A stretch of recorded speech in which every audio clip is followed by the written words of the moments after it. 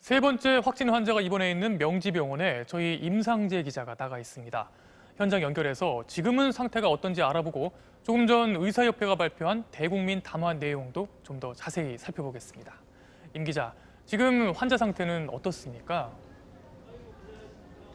네, 저는 지금 세 번째 확진 환자가 격리 치료를 받고 있는 명지병원에 나와 있습니다. 환자는 이 병원 음압병상에 입원 중인데 상태는 안정적인 것으로 전해졌습니다. 병원 측에 따르면 이 환자는 어제 병원에 이송됐을 때보다 열이 내려간 상태인데요. 오늘 질병관리본부도 브리핑에서 약간의 미열과 가래만 있을 뿐 기침이나 고열 등 폐렴 소견은 아직 없다고 밝혔습니다.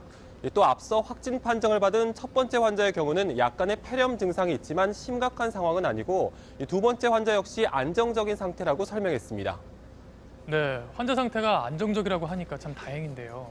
중국도 그렇고 국내에서도 확진 환자가 계속 늘고 있어서 걱정이거든요.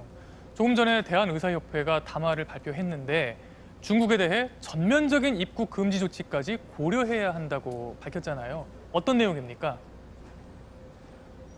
네, 의협이 오늘 저녁 6시쯤 대국민 담화를 발표했는데요. 국내에서 세 번째 확진 환자가 발생한 만큼 이제는 수동적인 입장이 아니라 능동적이고 적극적인 조치에 돌입해야 한다고 강조했습니다. 특히 이제는 정부가 최악의 상황에도 대비해야 한다고 강조했는데요. 앞서 전해드린 대로 중국으로부터 전면적인 입국 금지 조치 외에도 최근 2, 3주 이내에 중국 후베이성에서 입국한 입국자 명단을 파악해 정부 차원의 소재 파악과 증상 발생 여부 등 전수조사를 벌일 것을 건의했습니다. 의협은 지난 메르스 사태의 경우 병원에서 대규모 환자가 발생했지만 이번 우한 폐렴은 지역사회 감염이 더 우려된다고 보고 있습니다.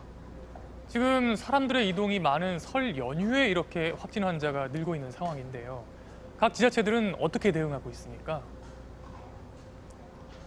네, 일단 이번 세 번째 확진 환자가 발생한 경기도는 환자에 대한 심층 역학조사를 벌이고 환자 이동 동선을 파악해 접촉자를 알아내는 데 주력하고 있습니다.